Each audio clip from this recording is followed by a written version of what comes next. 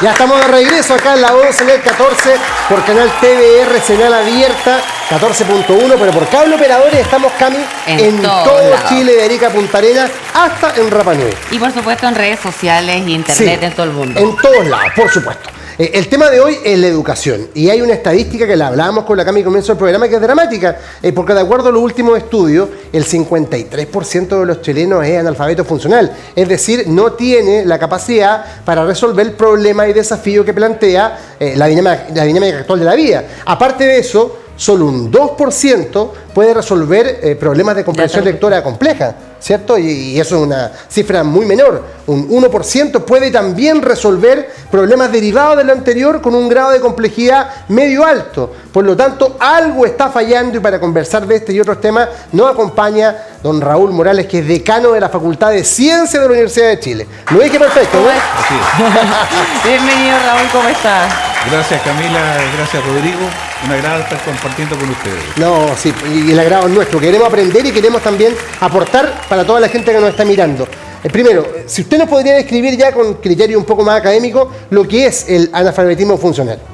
Bueno, el analfabetismo funcional tiene que ver con la capacidad de entender el lenguaje, ya sea escrito, oral, ¿no es cierto?, pero que te permite entonces realizar las tareas propias de una vida cotidiana, ¿ya? Y hoy día necesitamos que nuestra población se maneje con entender textos, entender formularios, saber llenarlos, saber comprender operaciones matemáticas elementales para entender cómo nuestros recursos o cómo las actividades que requiere nuestra empresa están operando. Y también necesitamos un alfabetismo digital, o sea, tenemos que saber usar un computador, tenemos que saber cuáles son los software más elementales que nos permiten incorporarnos a la vida cotidiana. O sea, entonces, allá apunta el analfabetismo funcional, no tener esas capacidades. O sea, ya sea en la parte digital y en la parte funcional, que la funcional está con estas dos aristas, como comentaba. Sí. Entonces ese es el problema que hoy día estamos experimentando. Y parte del problema será esto, porque hoy día yo todo se lo consulto al teléfono. Si quiero hacer una multiplicación, una división, una operación compleja, se la consulto al teléfono, y mucha gente después de pensar, en el fondo, para llevarlo a un plano más comprensible, esto puede ser un bastón intelectual. Pero mira, yo creo que la tecnología siempre nos ha ayudado. Con tecnología más elemental que esa se llegó a la luna. Claro. ¿Ya? Entonces el tema es cómo estamos formando a las generaciones. Y yo creo que ahí está el problema que Chile arrastra por 50 años. Nosotros a finales de la década de los 60, cuando el periodo presidencial era del presidente Frei Montalva, con su ministro de Educación, el ex rector de la Universidad de Chile, Juan Gómez Millas, ellos iniciaron una de las revoluciones educativas más importantes del país. En ese momento, fíjate que a comienzos de los años 60, un 40% de la población chilena no sabía leer ni escribir, ¿ya? Y por lo tanto hubo todo un cambio de los programas de estudio, se hizo una jornada doble, ¿ya? Se aprovecharon los colegios para que enseñaran de 8 a 1:30 y después de 2:30 a 6:30 de la tarde. Y fue masiva la concurrencia en todo el país a los colegios. Ese fue el gran salto que al cabo de 5 años, ya a comienzos de los años 70, se había reducido el analfabetismo a un 3%. Hasta los hijos le ayudaban a aprender a leer a los padres en esa época. ¿Te fijas? Fue revolucionario el cambio, porque se decía en esos momentos, Chile para enfrentar el desarrollo necesita que todos sepamos leer, que sepamos escribir, y por lo tanto el analfabetismo había que romperlo y vencerlo a toda costa. Se hizo y se logró, pero se logró con cursos de 45 estudiantes. Entonces el trabajo de los profesores más bien era lo básico, aprender lo básico, cursos multitudinarios diríamos, y gran población que convergió a los colegios. Pero hemos repetido 50 años ese experimento. El mismo esquema. Y nos ha dado resultado para este otro nivel que es cómo le enseñamos a los estudiantes a pensar, cómo empiezan a comprender su entorno, cómo se van dando cuenta que la lectura forma parte de este proceso de desarrollo cognitivo. Y por lo tanto un profesor durante estas últimas 5 décadas ha tenido que estar enseñándole a centenares de alumnos en una sola mañana, ¿ya? Un profesor que tiene que atender 4 o 5 cursos con 45 alumnos, No basta. tú entenderás que esa persona no puede llegar a No conocer puede, a no sus puede, alumnos. no, y aparte que también ha cambiado la actitud del alumnado, hoy día Esa es es la- mucho más disperso. Y sumémosle todos los cambios tecnológicos Sí. que se han ido desarrollando. Entonces, hoy día muchos estudiantes llegan a aburrirse a la sala de clase. Esa es la verdad, ¿te fijas? Entonces, el profesor no es capaz de mantener La atención. atención de un conjunto tan grande con distintas exigencias, ¿ya? Porque todos tienen distintas habilidades, distintas capacidades. Unos más les gusta el arte, otros les gusta más Los números. los números y van surgiendo eso en una masa de 45 alumnos. Y si además ese profesor va rotando por distintas salas Claro, de no clase, alcanza a conocerlos y ¿te ni fijas? saber cómo los Entonces puede abordar. nosotros yo diría, hemos cometido un error al mantener esta gran cantidad de estudiantes por sala de clase. Y fíjate que hemos resuelto arreglando todo el problema de administración.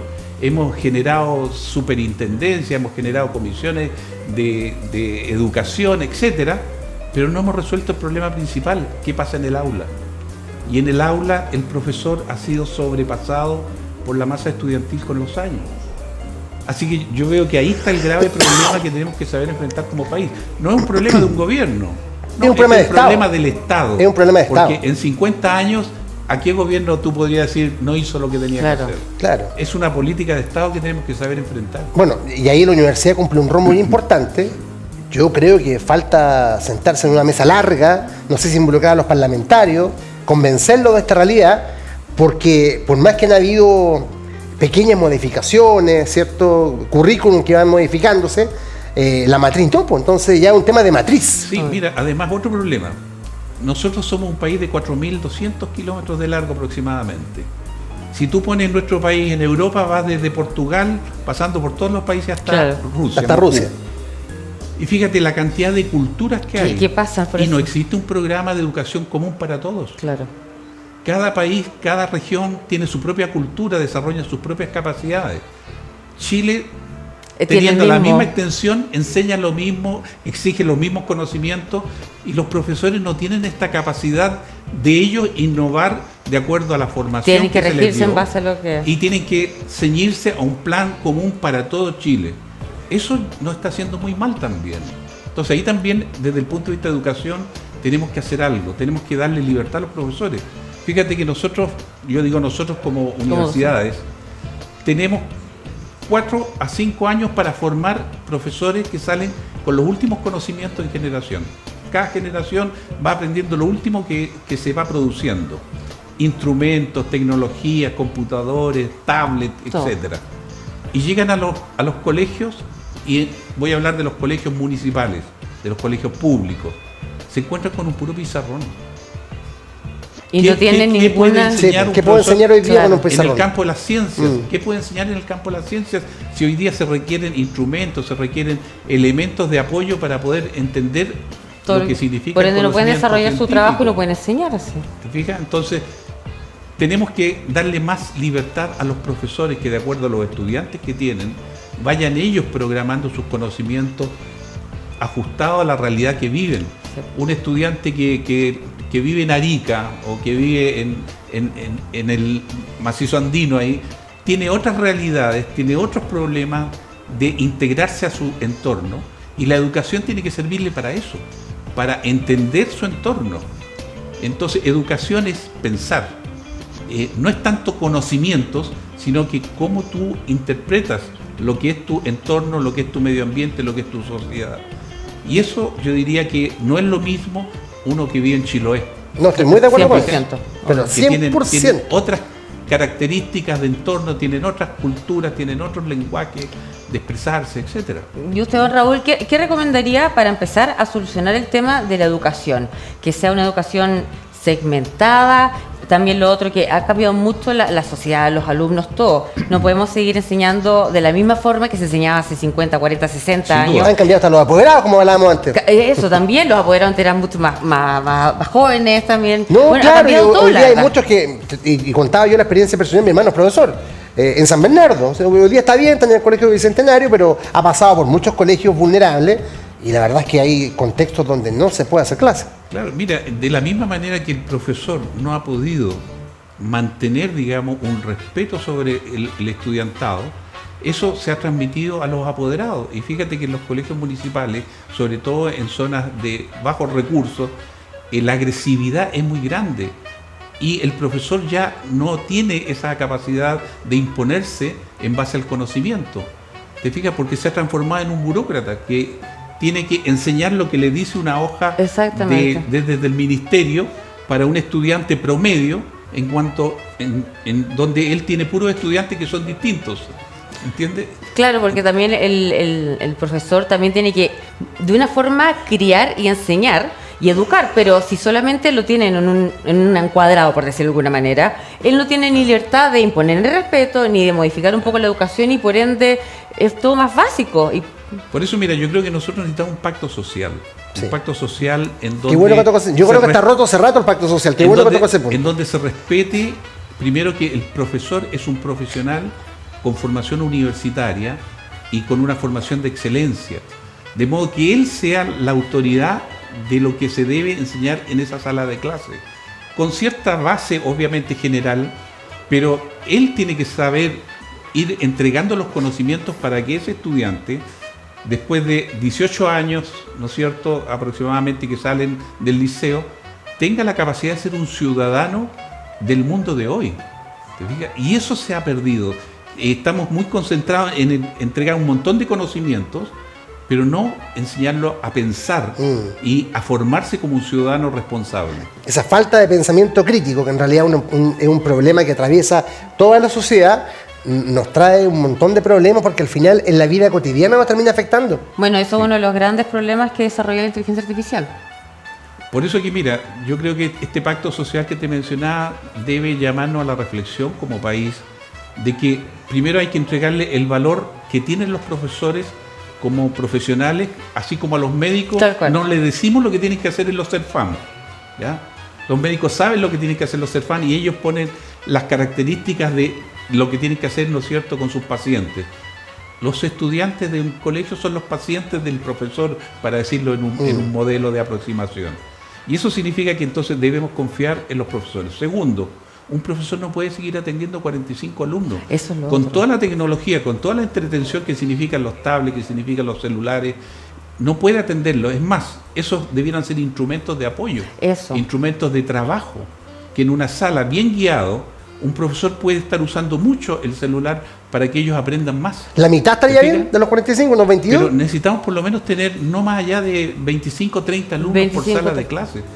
¿Qué es lo que un profesor puede permitirle formar? ¿Te fijas? Permitirle formar jóvenes, mentes. ¿Te fijas? ¿Y cómo podemos llegar a ese número? ¿Con más docentes? Bueno, por un lado necesitamos más docentes, pero por otro lado necesitamos entonces que poder llegar a tener ese número de docentes. Hoy día, fíjate que los incentivos no van porque los jóvenes estudian para ser profesor.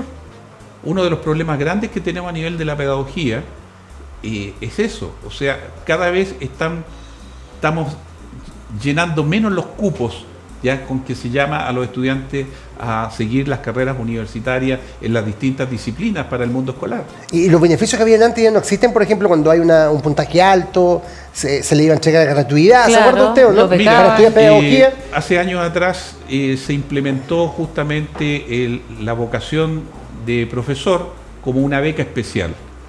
Sin embargo, llegó después la beca de gratuidad, y la beca de gratuidad es más flexible. Claro. Entonces un estudiante puede cambiarse de carrera. En cambio, la beca de profesor es muy rígida. Si no es para eso, pierde. Y por lo tanto, entonces los estudiantes dejaron de usar la beca de vocación de profesor para irse a la beca de gratuidad. Y eso te está mostrando que hay una falta de incentivo. Tal vez en ese momento, 10 años atrás, fue un incentivo. Hoy día ha cambiado. Porque yo creo que el ser humano tiene en su alma, el ser humano le gusta enseñar. Porque también refuerza el conocimiento de todas las áreas enseñando. Entonces, claro, hay un factor político, social, de educación. Económico también. Económico, claramente. Y ningún profesor se hace rico. Y de seguridad también. Porque ahora vemos que en cualquier lugar no son respetados y nada. Entonces, cómo volver a recuperar eso de que el ser humano efectivamente le gusta enseñar. A todos nos gusta enseñar las cosas que sabemos y las que somos buenos. Por eso, mira, yo creo que el profesor necesita más tiempo para estar con sus alumnos. Y más tiempo significa que él empieza a conocer su realidad, incluso su realidad social. Porque un profesor al final debe ser un mentor, debe ser un maestro, que era lo que antiguamente partió la educación chilena. Si la educación chilena, hablando 1850 aproximadamente, empieza a formar lo que se llamaron los maestros, ya que venían de una formación de escuela normal. La escuela normal. ¿Ya? Por ejemplo, la que estaba ahí en Estación Central. Abelardo Núñez, que fue famosa, digamos. Sí. Bueno, en esa época los profesores que iban al mundo escolar entraban a una especie de seminario, digamos, porque se les entregaba ahí, podían vivir, digamos, dentro de ese espacio, ¿no es cierto?, una especie de pensión estudiantil. El Estado les entregaba el alimento, les entregaba un estipendio para que pudieran vivir y estudiar, y por lo tanto estudiaban 4 o 5 años y de ahí después salían a enseñar. Pero claro, eso duró como 150 años.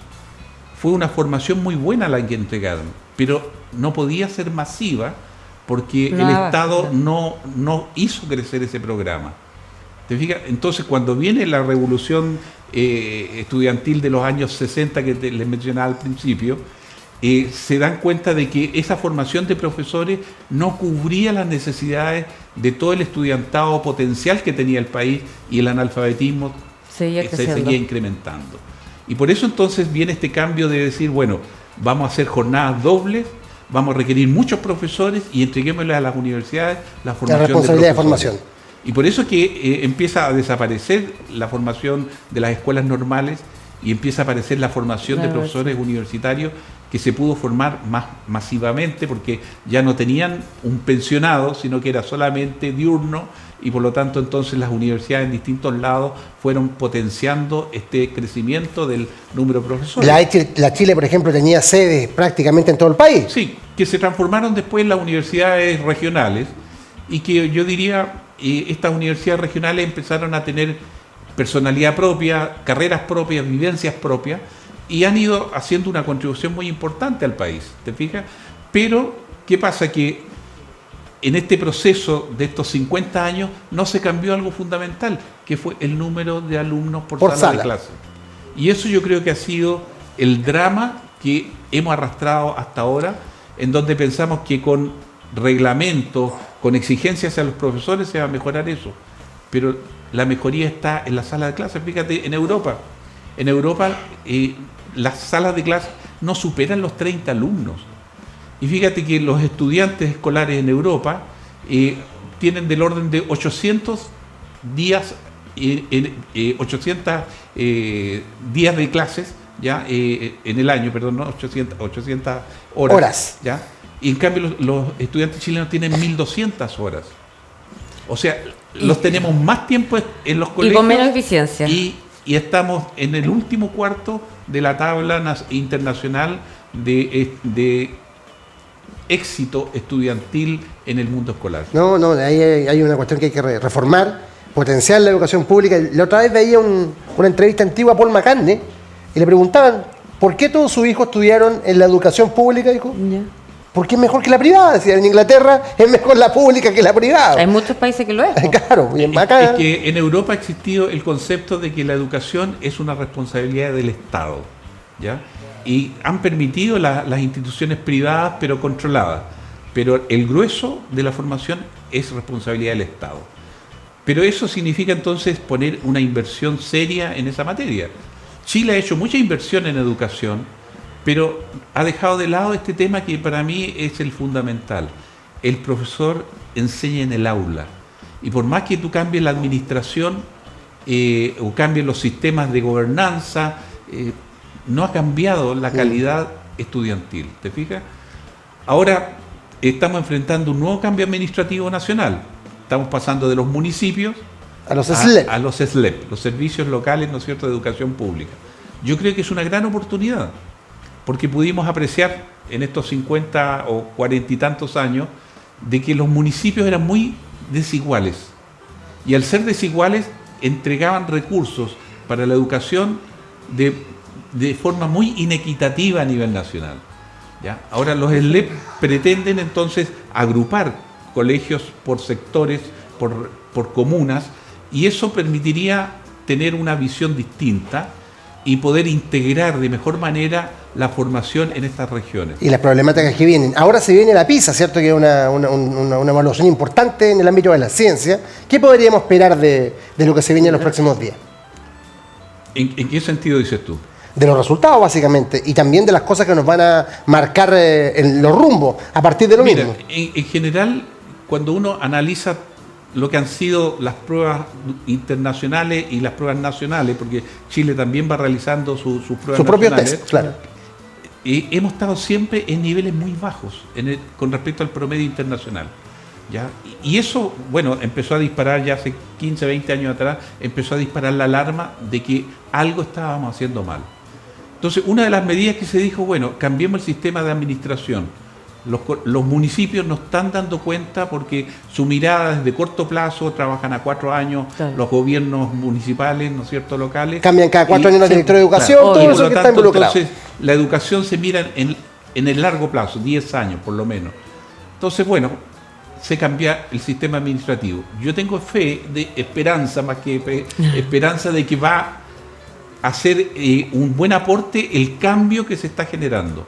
Pero si seguimos nuevamente con profesores que se les dice lo que hay que hacer y no ellos deciden lo que tienen que hacer para el grupo de estudiantes que tienen, si seguimos teniendo profesores que tienen que atender 45 estudiantes ya en una sala de clase, fíjate, un profesor de matemática que en una mañana enseña a 4 cursos, significa que fácilmente él pasó 180 con 160 alumnos, ¿ya? Que no se sabe ni siquiera los nombres de todos sus alumnos, ¿te fijas?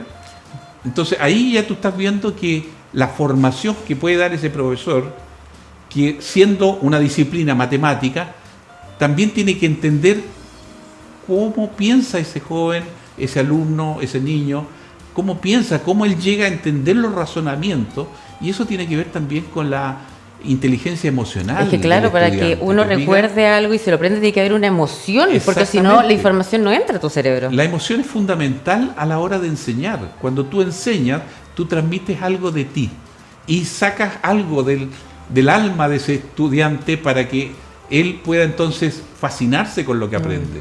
Entonces la educación tiene mucho de fascinación. Yo me voy enamorando de lo que yo aprendo, ¿te fijas? Y los buenos estudiantes les pasa eso. Ya dicen, yo quiero estudiar biología porque les apasiona la biología, o me gustan las matemáticas, y tiene todo un proceso que lo impactó. Y fíjate que los profesionales, cuando egresan, siempre se acuerdan cuál fue el profesor que en el liceo lo motivó a hacer lo que es hoy día. ¿Te fijas? Yo también me toca conversar con muchos profesionales que han egresado de la universidad, y ellos siempre, yo les pregunto, ¿cómo fue tu efecto en el liceo? Y ellos me dicen, mira, si no hubiera sido por ese profesor de física, yo nunca habría sido astrónomo. Pero imagínate ahora que ni siquiera se genera ese lazo. La comprensión que él adquiere de su entorno, de alguna manera queda marcada por los profesores en el liceo. Y eso es importante. Entonces, eso tenemos que volver a reencantar a todos los estudiantes que pasan por un curso, que tienen que tener esos profesores mentores, esos profesores que los marcan. Y ese profesor tiene que tener el tiempo de poder conocer a ese estudiante para enseñarle qué es lo que a él le conviene más. Oiga, don Raúl, ¿y cómo le podríamos dar más flexibilidad a los profesores para que ellos efectivamente, en base a los estudiantes que tengan, puedan tomar buenas decisiones para que en el fondo aprendan mejor? Mira, yo creo que esencial es la libertad. ¿Pero cómo le podríamos dar más libertad? La libertad de que ese profesor, a medida que él tiene su grupo de estudiantes, él pueda ir enseñándole lo que esos estudiantes necesitan. Y eso significa que tienen que ser profesores más con una personalidad de maestro que de instructores.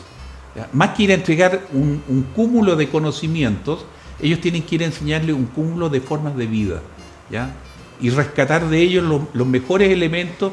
Yo a un estudiante que, yo te digo, es bueno para el dibujo y odia la historia, pero tú si le empiezas a enseñar a través de los dibujos cosas históricas, él va a aprender, va a asociar igual. ¿te fijas? Pero para o eso lo el mismo a profesor través tiene de que la tener música. tiempo. Tengo un hijo músico y él me dice, yo nunca había aprendido tanta historia como cuando empecé a ver cómo Beethoven escribió su 9ª sinfonía, en qué momento de la vida él estaba, qué pasaba en su entorno. Quiso aprender lo que Mozart vivió en el entorno social para saber por qué escribió ese tipo de música, etcétera. Y resulta que me enseña historia hoy día. ¿Ya? ¿Y por qué? Porque justamente la motivación y la orientación que hace el profesor te va permitiendo entonces usar tus capacidades para pensar, para aprender del mundo que te rodea. Pero para eso también el profesor no puede estar con 45 No, alumnos, no, hay que porque cambiar muchas cosas. ¿en qué minuto logra reconocer este niño aprende de esta forma, este otro Es un aprende de cambio de otra paradigma forma? que debemos implementar y me parece muy interesante también acá, decano, lo que usted está haciendo, Por eso, porque en el ese fondo para colocar mí- los temas invita a reflexionar. Por eso, mira, por eso te hablaba de un pacto social, porque tenemos que hacer un esfuerzo en esa dirección. Un esfuerzo primero en reconocer que el profesor Es un tiene las maestro. capacidades, ya ha sido formado en la universidad, tiene el conocimiento necesario y por lo tanto él decide cómo le enseña y qué le enseña al estudiante.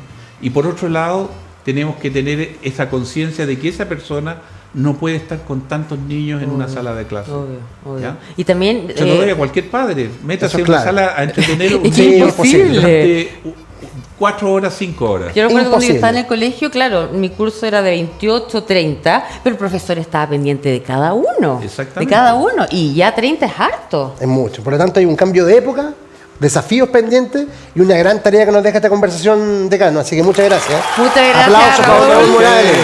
Con un tema que podríamos Sí. seguir hablando.